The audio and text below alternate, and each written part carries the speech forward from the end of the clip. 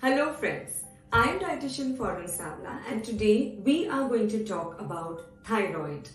So thyroid, in my previous videos, we have done more about the hypo and the hyperthyroidism, kind of foods we should take and the foods we should avoid. But let's today understand what is the function of this hormone in our body and also how a normal person needs to take care of the nutrients in the food that can keep the thyroid gland healthy so that they are not prone to hypo or hyperthyroidism. Right? So the first thing we see is what is this thyroid? It's basically a gland, butterfly shaped gland that is placed just below the lower part of the neck here. And the function of this is to release thyroid hormones. Now what does this do? The thyroid hormones basically maintains your body temperature.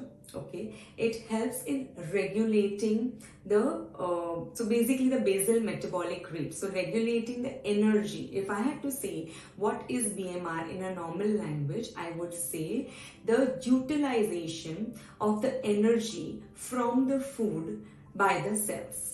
Okay, so now this particular activity is called the basal metabolic rate, which slows down normally. The metabolic rate slows down normally in people whose thyroid gland is not functioning well.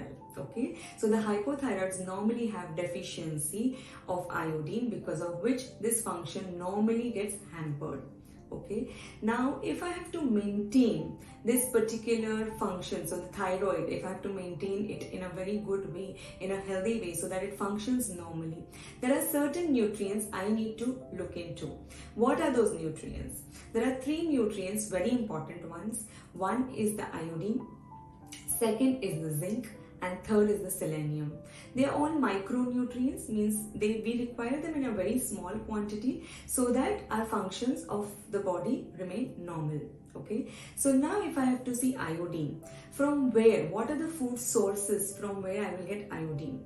So the first food source is a very simple one, is the iodized salt that we normally get in the market. This iodized salt helps us to keep our iodine levels into check. Okay. The second normal thing that we normally take is the dairy food. We all normally take dairy foods except of the vegans. Okay, so people who are into dairy can opt for cheese, yogurt, normal milk. They all are rich in iodine. Okay, and people who are non-vegetarians can opt for fish, and fishes like tuna specifically, they will give you a lot of iodine. Okay, so a usage of iodized salt is also enough to keep the iodine levels into check. Okay, now we go to a second nutrient which we call as zinc. Zinc is again available very readily in our day-to-day foods. If you are taking nuts can be taken by everyone, whether it be vegan or whether it be the normal ones. So any kind of nuts will give you zinc. Again, dairy will give you zinc. Then there are other whole grains that we need to look into that will give you zinc. So if you are into bajra, jawar, nachni, wheat, they all are very good sources of zinc. So when we talk about these micronutrients, they're not very difficult to get, only that we have to consciously include them in our diet, and I'm sure we can take care of a healthy thyroid gland.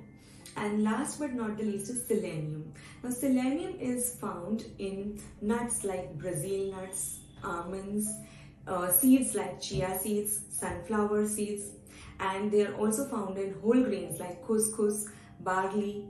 So if we consciously, as I said, include all of this in our day-to-day routine, you will never have to worry about thyroid. Very important thing about thyroid is also being active. So people who are leading sedentary lifestyle need to get into some activity at least for 30 to 60 minutes in a day, and I'm sure you will all be fit and fine.